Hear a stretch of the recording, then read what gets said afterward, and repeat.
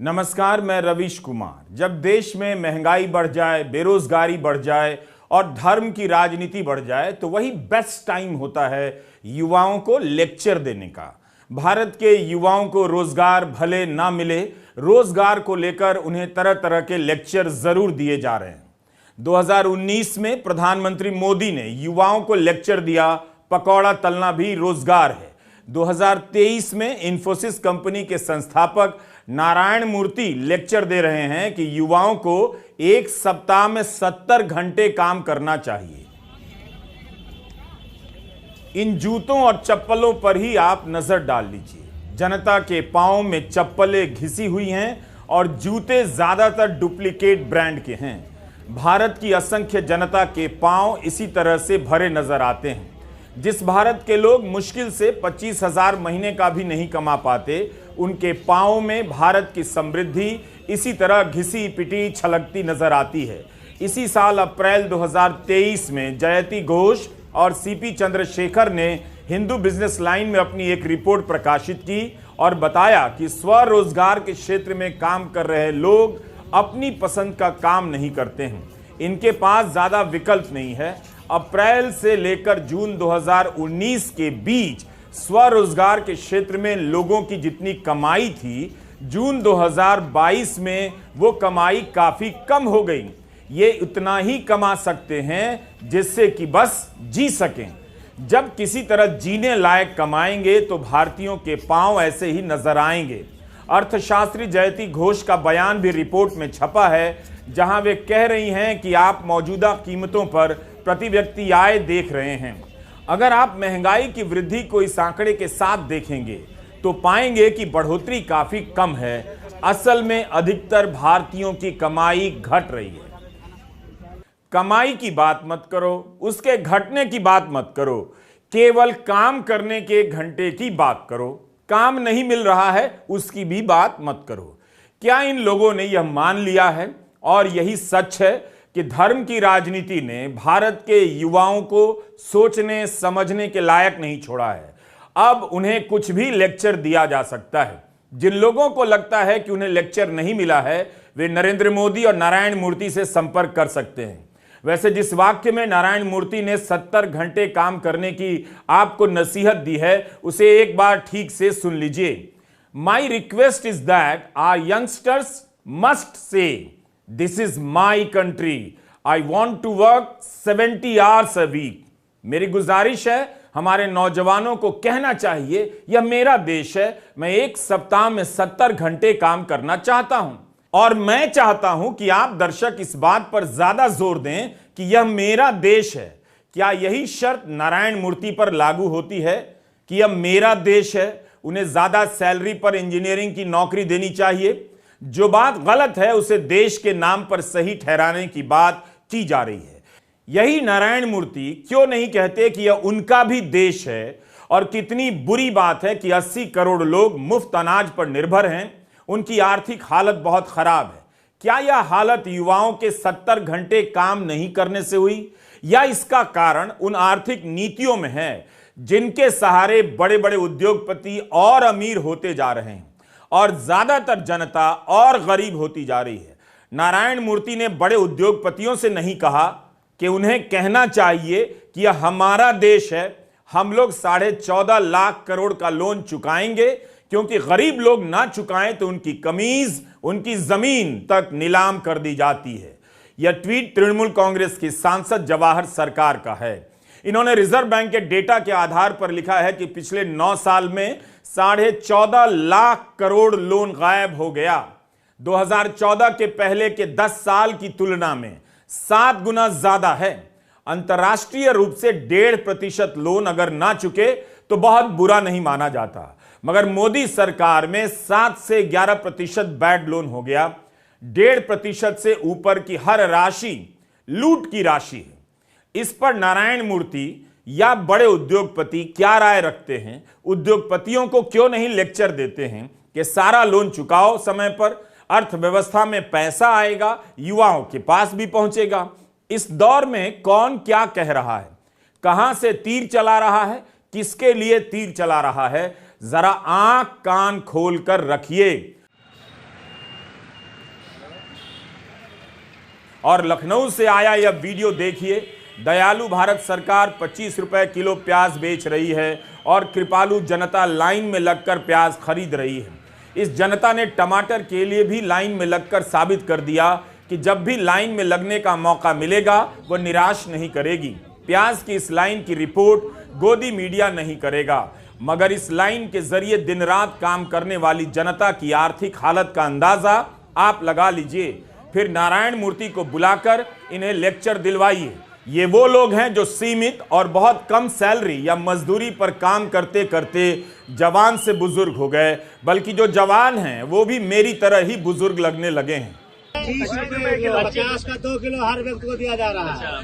मंडी में महंगा मिल रहा है जी, 60, 70, 80 किलो मंडी हो गया। तो ये सरकार की तरफ से जी सर। अच्छा नहीं, लेकिन मजबूरी है, देना पड़ रहा है। अगर गवर्नमेंट को यही करना था पहले उतार दिए तो थोड़ा तो इतना महंगा थोड़ा ना होता मंडी के अंदर। इतना जो रोड के रेट खराब किए हैं और जो है अगर अच्छा करना था तो पहले ही अगर उतार दिए होते मंडी में इतना महंगाई भी नहीं होती और जो है अच्छा सा लोगों को मिलता भी नहीं। दिक्कत तो है, मजदूरी में लेना पड़ रहा है। अच्छा, क्या सड़ा गुला प्याज दे रहे हैं, मजदूरी है, महंगाई की वजह से खाना पड़ रहा है। प्याज महंगा होता है तो क्या होता है हम ठीक से नहीं जानते। हम यह भी नहीं जानते कि गरीब और मजदूर तबके के लोग प्याज की कचौड़ी खाकर अपनी भूख मिटाते हैं। उनकी कचौड़ियां कितनी महंगी हो जाएंगी। खासकर आज ही कमर्शियल सिलेंडर 100 रुपए से ज्यादा महंगा हो गया, तो इसका असर प्याज वाली कचौड़ी और समोसे पर कितना पड़ेगा। जो लोग रोटी और प्याज खाकर गुजारा करते हैं उन पर क्या असर पड़ेगा। इन सभी लोगों को मीडिया से बाहर कर एक ऐसा भारत दिखाया जा रहा है जो केवल और केवल मंदिर के उद्घाटन का इंतजार कर रहा है। बाकी उसे कमाई और रोजगार से कोई मतलब नहीं। 70 घंटे काम करने के इस नारायण संवाद पर हम आज अपने इस वीडियो में बात कर रहे हैं, लेकिन लाइन प्रिय हो चुकी भारतीय जनता का दर्शन भी कराते रहेंगे। एक जनता लखनऊ में प्याज के लिए लाइन में है तो मुंबई में भी एक जनता है जो 2000 के नोट बदलवाने के लिए लाइन में है। इस जनता ने बात नहीं की, मगर 2 मिनट के इस वीडियो को आप मौन रहकर शुरू से अंत तक देखिए। आप पाएंगे कि आपके भीतर भी एक लाइन है, जैसे कभी उनके अंदर एक गीतकार ने फकीरी का दर्शन किया था। आप इस वीडियो में लाइन के दर्शन कीजिए। बस हम इस वीडियो में एम्बुलेंस के सायरन की आवाज लगा रहे हैं, यह बताने के लिए कि अब इस देश की जनता मूर्छित अवस्था में है। लेकिन अगर उसे अस्पताल की जगह किसी लाइन में लगा दिया जाए तो वह अच्छा महसूस करने लगेगी। हमने 26 अक्टूबर को एक वीडियो में दिल्ली के रिजर्व बैंक के बाहर से ही ऐसी ही सुंदर लाइन दिखाई थी। जिस तरह से मीडिया ने इस लाइन को गायब कर दिया, उसी तरह से इस लाइन में खड़ी जनता ने अपने भीतर से जनता और उसके सवालों को गायब कर दिया है।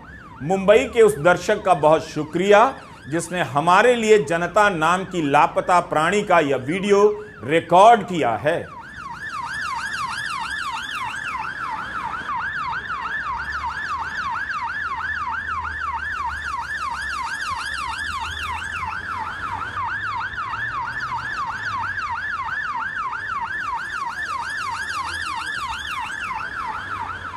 यह वीडियो भी आज का ही है, चंडीगढ़ का है। यहाँ की लाइन छोटी है, मगर लोग इधर भी 2000 का नोट बदलवाने के लिए लाइनों में हैं। नारायण मूर्ति बता दें कि लोगों के लाइन में लगा देने से उनके काम करने के कितने घंटे बर्बाद हुए। मगर यह तो जनता है ही नहीं, होती तो पूछ लेती, वरना यही जनता कम से कम ट्वीट तो कर ही देती। नारायण मूर्ति कभी भी नहीं कहेंगे कि अस्पताल से लेकर रिजर्व बैंक के बाहर लाइन में लगी जनता के काम करने के कितने घंटे का नुकसान हो रहा है।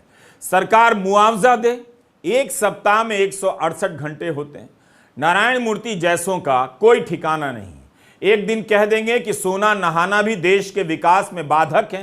प्रधानमंत्री तो सोते नहीं, वो तो लगातार काम करते हैं। जिन्हें आप हीरो बनाते हैं वही एक दिन आकर आपको जीरो बनाने लग जाते हैं।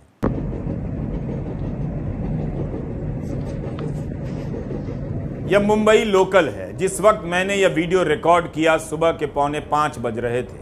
हम सभी जानते हैं कि काम पर जाने के लिए मुंबई के लाखों लोग इस लोकल का इस्तेमाल करते हैं। हर शहर में लोग काम करने के अलावा 2 से 3 घंटा आने जाने में गंवाते हैं। इन घंटों का भी काम करने का हिस्सा माना जाना चाहिए, मगर नहीं गिना जाता।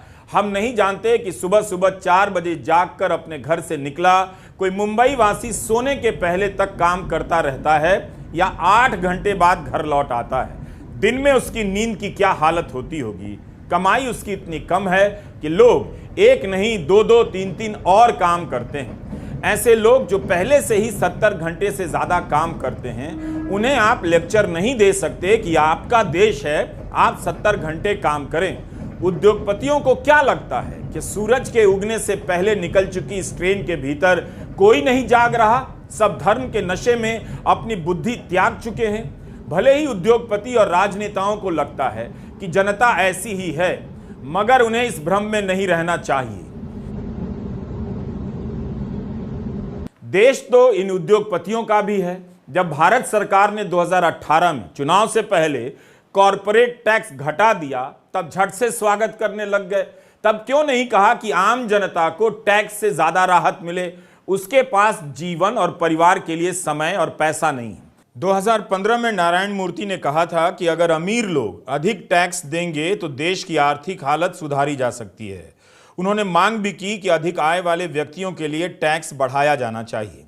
क्या 2018 में नारायण मूर्ति ने कॉरपोरेट टैक्स बढ़ाए जाने का विरोध किया था, या उनकी कंपनी ने टैक्स छूट को अस्वीकार कर दिया था? ऐसी जानकारी हमें नहीं मिली।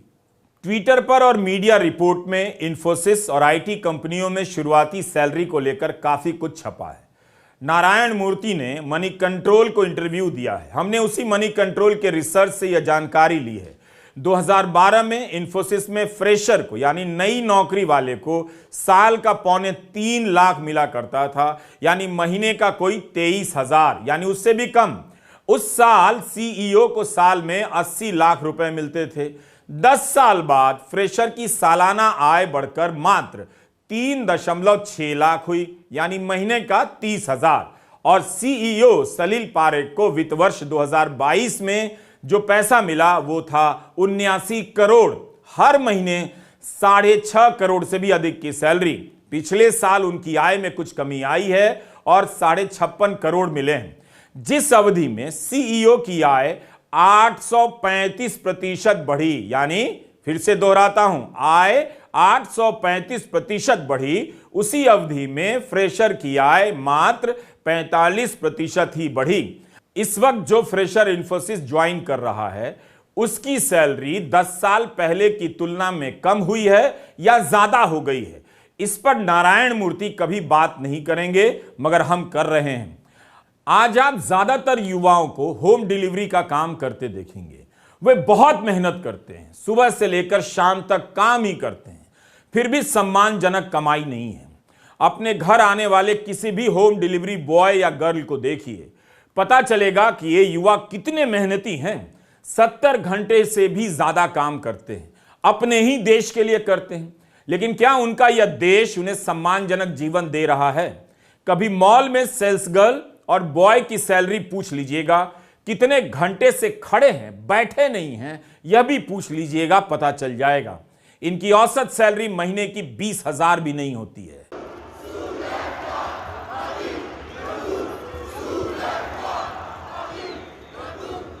हमने आपको एक पुराने वीडियो में फ्रांस में होने वाले प्रदर्शनों का विश्लेषण दिखाया था। वहां की सरकार पेंशन देने की हालत में नहीं है, तो बस इतना सा नियम बनाया कि अगर पेंशन पूरी पानी है तो कुछ और साल काम करने होंगे। मगर लोग उसके विरोध में सड़कों पर आ गए और फ्रांस में भयंकर विरोध प्रदर्शनों का सिलसिला शुरू हो गया। नारायण मूर्ति को वहां जाकर लेक्चर देना था कि फ्रांस की जनता को 1 नहीं 3-4 साल और काम कर लेना चाहिए ताकि पेंशन मिले। दुनिया में बहस चल रही है कि काम के घंटे कम किए जाएं, काम के बाद परिवार के लिए समय मिले, काम और जीवन के बीच संतुलन बने। लेकिन भारत में जानबूझकर यह बहस नहीं चलाई जाती। जनता को किसी तरह धर्म और मंदिर के मुद्दे में उलझा कर रखना है ताकि उसका शोषण इस हद तक होता रहे कि उसे सोने का समय भी ना मिले। नारायण मूर्ति ने यह भारत नहीं देखा होगा। उस भारत से पूछिए शहर और महानगर का क्या मतलब है। यह महानगर के भीतर का एक कस्बा लगता है, जहां की जिंदगी रात के सन्नाटे में इस तरह खाली दिखती है। इन छोटी छोटी दुकानों में लोग घंटों काम करते हैं, बिना किसी ब्रेक का काम करते हैं। इनके जीवन में परिवार नहीं, छुट्टी नहीं। आज का भारत उस राजनीति की चपेट में है जो दिन रात परिवार के संस्कार की बात कर रहा है, परिवार की संस्था के मिट जाने का रोना रोता है, धर्म के लिए चिंता करता है। मगर उस राजनीति से आप पूछिए कि लोग 70 घंटे काम करेंगे तो परिवार की संस्था के लिए समय कहां से आएगा? क्या यह राजनीति नारायण मूर्ति के बयान का विरोध करेगी? हुआ उल्टा, वह चुप रह गई, क्योंकि ये उद्योगपति भी बदले समय में भारत सरकार को लेकर अब सवाल नहीं करते, चुप रहते हैं। फ्रांस में कानून बना है कि दफ्तर के बाद कर्मचारी से आप संपर्क नहीं कर सकते। यह कानून इसलिए है कि उसे परिवार के साथ समय बिताने का वक्त मिले, इससे काम बेहतर होता है। 2021 में पुर्तगाल में कानून आया कि दफ्तर के बाद दफ्तर से कोई फोन नहीं जाएगा। अगर फोन किया जाएगा तो दफ्तर पर दंड लगेगा। जिनके माँ बाप बुजुर्ग हैं उन्हें घर पर रहकर काम करने की छूट मिलेगी और घर से काम करने वालों का इंटरनेट बिल भी कंपनी भरेगी। कितनी कंपनियां बिजली और इंटरनेट का बिल देती हैं भारत में? पूछिए। यह सब इसलिए किया गया पुर्तगाल या फ्रांस में कि काम करने वाला खुशहाल जीवन जी सके। दुनिया इस तरह के नियम बना रही है कि अगर किसी कर्मचारी का बच्चा है तो उसके 8 साल के होने तक वह घर से काम कर सकता है। पुर्तगाल में बना है ऐसा नियम। इधर को इंडिया में आदमी को बैल बनाने पर बहस की जा रही है। हम सभी जानते हैं कि भारतीय कितनी मेहनत करते हैं, यहाँ के सख्त मौसम में भी डटे रहते हैं और काम करते करते हाड़ मांस गला देते हैं। क्या इन लोगों को कभी आराम मिलता होगा? इनके लिए आराम का यही मतलब है कि आज काम नहीं मिला, शायद भूखे रहना होगा। ज्यादातर भारतीयों का यही अनुभव है। अंतर्राष्ट्रीय श्रम संगठन की एक रिपोर्ट है, भारतीय दुनिया में सबसे ज्यादा काम करने वाले लोगों में से हैं। वे जरूरत से ज्यादा काम करते हैं और जो न्यूनतम मजदूरी है उससे भी कम कमाते हैं। दिल्ली के फुटपाथ पर सो रहे इन लोगों की मेहनत का जवाब नहीं। बस इन्हें पता नहीं कि कोई नारायण मूर्ति लेक्चर दे रहे हैं कि युवाओं को 70 घंटे काम करने चाहिए। इस ठेले पर सो रहे इन दोनों दोस्तों को भी नहीं पता कि भारत में बहस के नाम पर बकवास चल रहा है। 2019 में भारत सरकार ने नया लेबर कोड बनाया। मजदूरों को शायद नहीं पता, इसके तहत दिन में 12 घंटे काम लिया जा सकेगा और सप्ताह में 48 घंटे। मगर नारायण मूर्ति तो इस कानून के खिलाफ जाकर 70 घंटे काम करने की बात कर रहे हैं। कंपनियों के भीतर अपना ही कानून चलता है और लोगों को ओवर टाइम ना मिले इसके लिए नए नए तरीके खोज लिए जाते हैं। मगर सड़कों पर मेहनत करने वाली करोड़ों की जनता बिना ओवर टाइम के ही फुल टाइम काम कर रही है। एक रिपोर्ट आई थी कि भारत में ज्यादातर लोग महीने में 25,000 भी नहीं कमाते। इस हद तक यह गरीब देश है। विदेश मंत्री एस जयशंकर का बयान है कि भारत प्रति व्यक्ति आय के हिसाब से $2,000 भी नहीं कमाता है। क्यों है ऐसा? कॉरपोरेट अच्छी सैलरी क्यों नहीं देते? इस पर नारायण मूर्ति शायद नारायण नारायण कर जाएंगे। इसलिए 70 घंटे काम करने की बहस खतरनाक भी है और फालतू भी है। इतनी चीजें हैं बात करने के लिए। नौकरी के कॉन्ट्रैक्ट खराब हो रहे हैं, कॉन्ट्रैक्ट की नौकरियां रह गई हैं, पक्की नौकरी गायब हो रही है। इसे लेकर नारायण मूर्ति कभी बात नहीं करेंगे। अब तो कई सारे रिसर्च हैं हमारे सामने कि ज्यादा काम करने से लोग डिप्रेशन के शिकार हो जाते हैं। जो औरतें सप्ताह में 55 घंटे से ज्यादा काम करती हैं उनमें भी डिप्रेशन का प्रसार देखा गया है। जो औरतें 30 से 40 घंटे काम करती हैं उनमें डिप्रेशन कम देखा जाता है। आपको सही जानकारी नहीं दी जाती है। नारायण मूर्ति हैं तो कुछ भी बोलकर निकल जाते हैं और आप इन लोगों की जीवनी पढ़ने लग जाते हैं। जरूर पढ़िए, मगर थोड़ा संदेह और सवाल के साथ, तभी आप इनके जीवन से ज्यादा सीखेंगे। मनी कंट्रोल को दिए गए अपने इंटरव्यू में जनाब ने कह दिया कि द्वितीय विश्व युद्ध के बाद जर्मन नेताओं ने उद्योगपतियों के साथ बैठकर तय किया कि हमें फिर से इस देश को खड़ा करना होगा और इसके लिए कुछ साल तक हर जर्मन ज्यादा काम करेगा। आप तक बात पहुंचेगी तो आप इसे सही भी मान लेंगे, लेकिन सच्चाई कुछ और है। 1 नवंबर के हिंदू बिजनेस लाइन में जयंत पंकज ने लिखा है कि जर्मनी और जापान के बारे में मूर्ति का बयान पूरी तरह से ठीक नहीं। एक वेबसाइट है आवर वर्ल्ड इन डेटा इस नाम से, उसके आंकड़ों का अध्ययन कर जयंत पंकज ने बताया है कि जर्मनी में 1951 के बाद से काम करने के घंटों में काफी कमी आई। जापान में 10 वर्षों की अवधि के दौरान काम करने के घंटों में उतार चढ़ाव देखे गए। इसलिए इन देशों में काम करने के घंटों और उत्पादकता के बढ़ने के बीच कोई सीधा संबंध दिखाई नहीं देता है। आज की जर्मनी की भी बात कीजिए। 2018 की रिपोर्ट है, फाइनेंशियल टाइम्स में छपी है। जर्मनी की सबसे बड़ी ट्रेड यूनियन की मांगों को स्वीकार किया गया और 28 घंटे के वर्किंग वीक को मंजूरी मिली, यानी एक सप्ताह में 28 घंटे ही काम करेंगे। साथ ही उनकी आमदनी में 4.3% की वृद्धि हुई। यह समझौता देश के बड़े उद्योगपतियों और मजदूरों के बीच हुआ था। 1920 से ही यूरोप में हफ्ते में 48 घंटे की शिफ्ट को मंजूरी मिली थी। फिर वर्ल्ड वॉर II के बाद जर्मनी और जापान जैसे देशों में इन संघर्षों और अधिकारों में और तेजी से बढ़ोतरी देखी गई। 1978 में जर्मन मजदूरों ने 6 हफ्ते की स्ट्राइक करके हफ्ते में 35 घंटे की शिफ्ट की मांग रखी और फाइनली 37.5 घंटे का स्टैंडर्ड स्वीकार किया गया। इसके पीछे का तर्क यह भी था कि तकनीकीकरण से अब कम समय में प्रत्येक मजदूर की प्रोडक्टिविटी बढ़ रही थी और ज्यादा से ज्यादा मजदूरों के लिए रोजगार के अवसर भी बनाने थे ताकि बढ़ते उत्पादन का लाभ सभी को मिल सके। इसलिए काम के घंटों को हमेशा वेतन से जोड़कर देखना चाहिए, जो पश्चिम में प्रत्येक घंटे के हिसाब से बढ़ता ही रहा है। कई स्टडीज के अनुसार मजदूर के वर्किंग कंडीशंस अच्छे हो, यानी कम काम के घंटे और अच्छा वेतन हो, तो उनका मोटिवेशन और उनकी प्रोडक्टिविटी दोनों ही बढ़ती है। 1 मई को जो लेबर डे मनाया जाता है वो दरअसल इसी 8 घंटे की शिफ्ट को कानूनी रूप से लागू कराने की जीत से आता है। 8 घंटे काम, 8 घंटे नींद और 8 घंटे लेजर। वहीं भारत में रोजगार के साथ साथ रियल वेजेस गिरते रहे हैं। वहीं काम के घंटे नए लेबर कोड्स के कानून में कानूनी रूप से बढ़ा दिए गए हैं, जहां नए कानून में अनपेड ओवर टाइम काम कराने के लिए कई सारे प्रावधान या मैं कहूं बहाने मौजूद है। बात अगर हमारे लगभग 95% मजदूरों की हो जो असंगठित क्षेत्र में आते हैं उनकी करें, तो उनमें तो कई रिपोर्ट्स के अनुसार 14 यहां तक कि 16 घंटे काम करना भी आम मिलता है। यहां तक कि जो नए किस्म के ऐप आधारित गिग वर्कर्स हैं उनमें भी 16-16 घंटे काम करने की रिपोर्ट्स आ रही हैं और उसमें भी महीने में सिर्फ 15,000 ही कमा पा रहे हैं। तमाम असुरक्षाएं भी मौजूद है। उम्मीद है इन्फोसिस के लोग 70 घंटे काम नहीं करते होंगे, नहीं तो उन्हें नारायण मूर्ति को पत्र लिखना चाहिए कि वे देश के लिए 70 घंटे काम करना चाहते हैं, कृपया हमारी सैलरी और कम कर दें। आपने ठीक सुना, आज की जनता का कोई ठिकाना नहीं। वो कह भी सकती है कि सैलरी कम कर दें, जैसे नारायण मूर्ति कह सकते हैं कि युवाओं को 70 घंटे काम करने चाहिए। जैसे युवाओं के सामने रोजगार का भरमार है, बोगस बातों की भी हद होती है। हम आपको 1940 की एक घटना के बारे में बताना चाहते हैं। उस वक्त ब्रिटेन के आपूर्ति मंत्री ने आपात रूप से तय किया कि लोग 7 दिन काम करेंगे। तो इस टाइप से सोचने वाले लोग तब से हैं।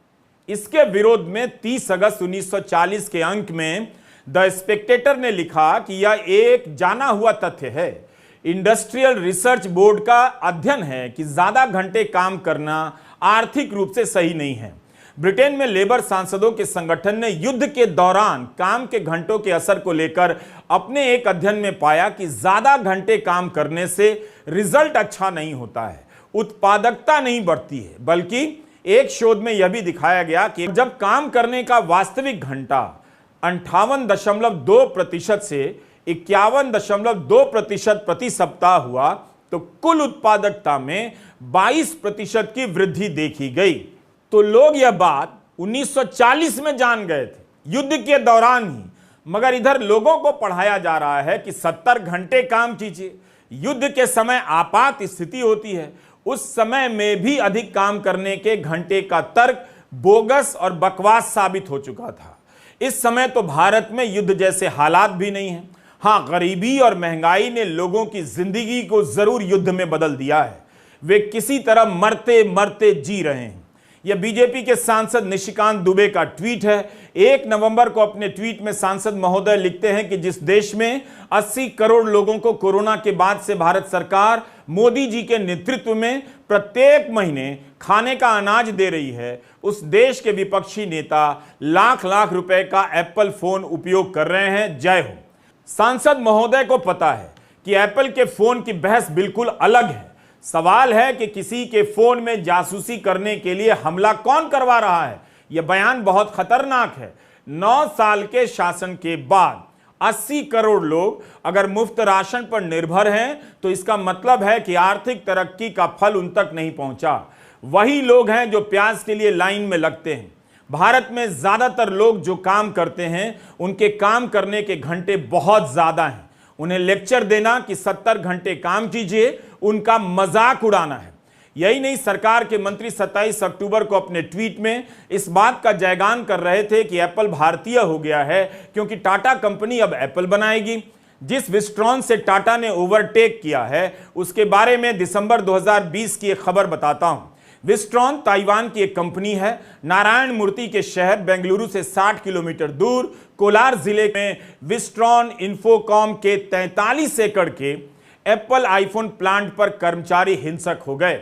उन्हें काफी समय से पूरी तनख्वाह नहीं मिली थी। कोविड के लॉकडाउन के बाद उनकी आय में कमी कर दी गई। इंडियन एक्सप्रेस की खबर है कि इंजीनियरिंग ग्रेजुएट को मिलने वाले 15 से 21 हजार की तनख्वाह में भी 7 से 9 हजार तक की कटौती हुई थी। शिफ्ट की अदला बदली के दौरान हिंसा हो गई जिसमें फैक्ट्री को काफी नुकसान हुआ। 125 लोग गिरफ्तार हुए थे। कोलार प्रशासन ने कहा है कि कर्मचारियों ने हमारे सामने कोई मांग नहीं रखी, ना ही कंपनी ने कोई बात बताई। बाद में कर्मचारियों ने वेतन ना मिलने और ओवर टाइम न दिए जाने की शिकायत की। इसलिए कहता हूं कि गोदी मीडिया मत देखा कीजिए क्योंकि वहां कोई भी इतनी मेहनत से आपको इतनी सारी बातें नहीं बताएगा। हमने काफी मेहनत की है इस रिपोर्ट को बनाने में। आप हमेशा हमारा वीडियो पूरा देखिए। हम भी बहुत काम करते हैं। कई बार काम खत्म हो जाने के बाद भी उतना ही काम करते रहते हैं। पत्रकारों का काम कभी खत्म नहीं होता, उसी तरह डॉक्टरों का भी काम कभी खत्म नहीं होता। वे लोग भी 17-17 घंटे 16-16 घंटे काम करते हैं। भारत में रोजगार की बहस बदलनी होगी, वरना ये लोग आप युवाओं को धर्म के नाम पर इस तरह बदल देंगे कि आप बैल होने लायक भी नहीं बचेंगे। मैं बैल की बुराई नहीं कर रहा। आज के अमर उजाला में खबर छपी है कि बैल के बल से बिजली तैयार करने का प्रशिक्षण हो रहा है। बल्कि कोई उद्योगपति आप युवाओं को यह भी बोल सकता है कि आप लोग बैल बन जाइए, कम से कम बिजली बनाने के काम आ सकेंगे। हम जानते हैं कि भारत का नौजवान अगले 3-4 महीने मंदिर के उद्घाटन और उसकी राजनीति में व्यस्त रहेगा। आप युवाओं से हमें यही उम्मीद है। आप हमें कभी गलत साबित नहीं कर सकते, इसलिए सारा काम छोड़कर इसी में लगिए। मगर काम करने के घंटे को लेकर, नौकरी नहीं मिल रही है, कम सैलरी की नौकरी मिल रही है, इन सब सवालों को लेकर उसके बाद सोचिएगा कि धर्म की राजनीति ने आपको क्या दिया, कैसे सवाल दिए और कैसी बहस चलाई। अभी नहीं, 20 साल बाद सोचिएगा। वैसे गोदी मीडिया के ज्यादातर लोग भी कई घंटे काम करते हैं, मगर उस मीडिया का हाल देख लीजिए। अच्छी खासी इंडस्ट्री बर्बाद हो गई। नमस्कार, मैं रवीश कुमार।